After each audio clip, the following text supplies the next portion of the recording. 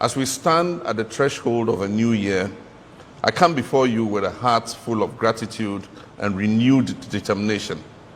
Tonight, as families gather across our beloved nation, from the shores of Keita to the savannah plains of Bolgatanga, from the forests of the western region to the vibrant streets of Kumasi and Accra, I extend my warmest wishes to every Ghanaian, wherever you may be. A happy new year to all my fellow citizens. Exactly 6 days from now, we shall mark the first anniversary of the sacred oath I took before God and country. It was a solemn commitment to reset Ghana and build together the nation we all deserve. I can confirm that the promise of renewal we made was not mere rhetoric. It was a covenant, and we have begun to deliver on that covenant. 1 year ago, we inherited a nation in distress, an economy on its knees, unemployment crushing our youth, infrastructure crumbling, public trust eroded, and hope dimming in the eyes of our people. We're told that the recovery would take a generation, but I knew something our critics did not know. I knew the resilient spirit of the Ghanaian people. At the dawn of the new year, I stand before you to say our beloved nation Ghana is rising again. We've accomplished a lot together in the past 12 months through prudent management and difficult but necessary reforms. We've reduced inflation from the distressing levels above 23% by the end of 2024 and are hopeful to end 2025 with inflation at single digits of just above 5%. We have achieved relative currency stability and on track to be ranked among the best performing currencies in the world for 2025. We're accelerating economic growth and creating more opportunities for our young people. We've restored business confidence and have seen a significant increase in both domestic and foreign direct investment. We've restored Ghana's credibility with our international partners, successfully completed the renegotiation of our debt obligations on terms that protect our sovereignty while at the same time ensuring sustainability. We're beginning the process of exiting the IMF program with dignity, not as supplicants, but as partners. Our young people are Ghana's greatest assets. We're beginning to see significant growth in sectoral performance. Construction, manufacturing, agriculture, and services are showing very strong growth. This is creating a new opportunity for decent employment for our youth. Infrastructure is the backbone of development. We have begun the rehabilitation of over 2,000 kilometers of roads nationwide. We've restored a consistent supply of electricity and are expanding the rural electrification network to more than 1,000 additional communities. My countrymen and women, Ghana's image on the international stage has been positively boosted by our well-acclaimed reset agenda. This reset involves a new way of looking at things both domestically and globally. Domestically, our reset agenda is seeing a resurgence of faith in our democracy. It is delivering a leaner and more efficient administration. It is yielding greater accountability in government and a re-energized fight against corruption. At the 80th session of the United Nations General Assembly, I took the advantage of the global platform to share Ghana's vision with the world. The Accra Reset Initiative is a comprehensive framework for the sustainable transformation of our global governance system. This vision will address the inequalities in the current global system and reset it to create greater opportunities for Africa and other countries of the global south.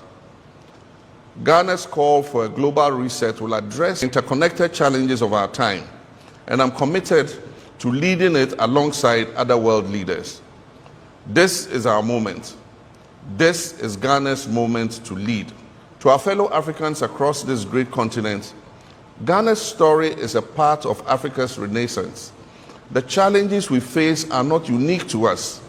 They are the common inheritance of our shared history and the collective responsibility of our shared future. We in Ghana have proved in 2025 that democracy works, that peaceful transitions of power strengthen us rather than weaken us, and that African solutions to African problems are not just slogans but achievable realities. As Ghana rises, we extend our hands to our neighbors and our partners across Africa.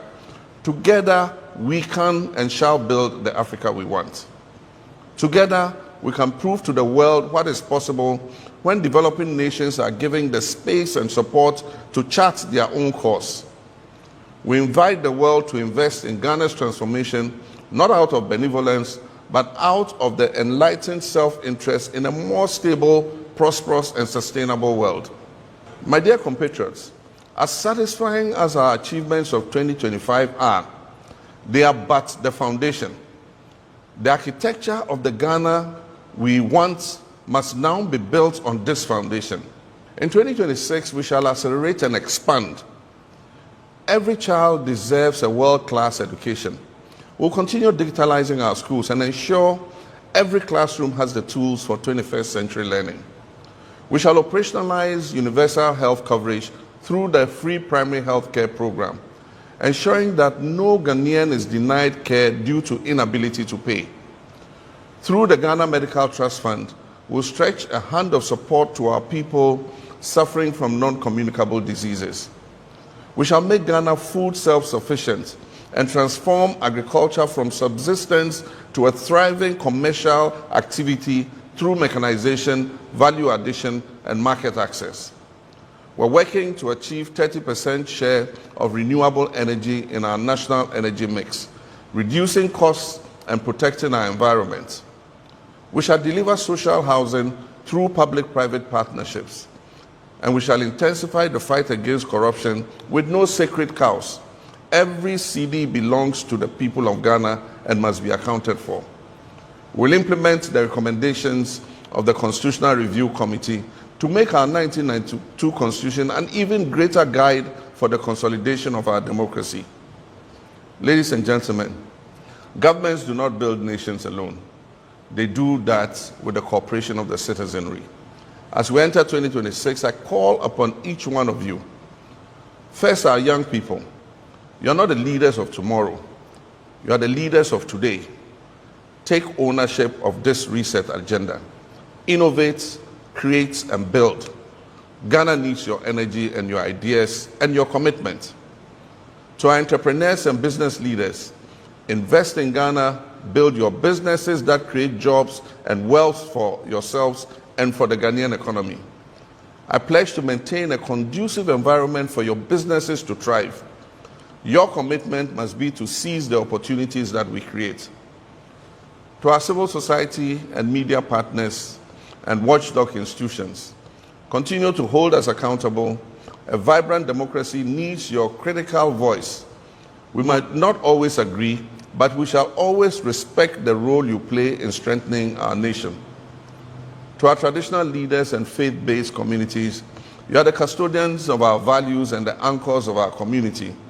Help us build social cohesion and national unity, and help us nurture the moral fabric that holds our society together. To the public servants, yours is a noble calling. Serve with integrity and efficiency and dedication. The people's trust in government depends on your daily conduct. And to our diaspora community, you are Ghana's global ambassadors. Continue to make us proud wherever you are. When you can bring your skills back home, your resources and network, please do so. Ghana needs you. We are one people with a shared destiny. Whether you voted for me or not, whether you supported the NDC or not, we are all Ghanaians.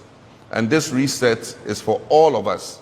There's no NPP Ghana, there's no CPP Ghana or NDC Ghana. There's only one Ghana. That Ghana our forebears fought for and shed their blood to give us our freedom. Let us reject the politics of division and embrace the patriotism of nation building. Let us disagree without being disagreeable. Let us compete in the marketplace of ideas without treating our opponents as our enemies. The challenges that we face are too urgent. and the opportunities before us are too precious for us to waste our time and energy in needless conflict. I see a Ghana where every child, regardless of their background, can dream and achieve those dreams. I see a Ghana where hard work is rewarded, a Ghana where merit triumphs over mediocrity, a Ghana where integrity is celebrated and where corruption is punished. I see a Ghana where our young people don't have to risk their lives crossing the Sahara or the Mediterranean in search of opportunities, because those opportunities would abound right here at home.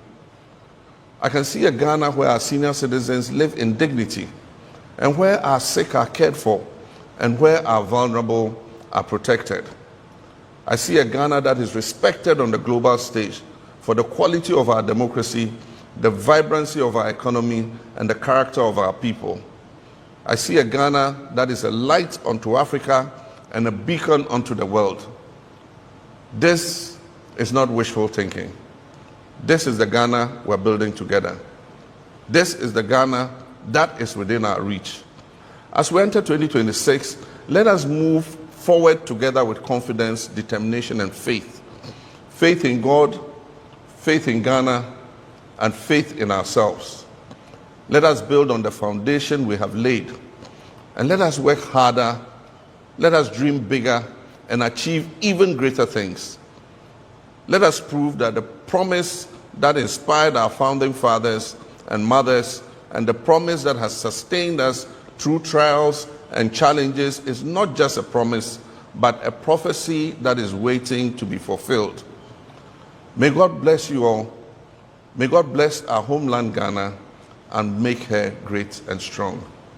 Happy New Year, and may 2026 bring us all the prosperity, peace, and progress that we deserve as a nation. I thank you, my countrymen and women.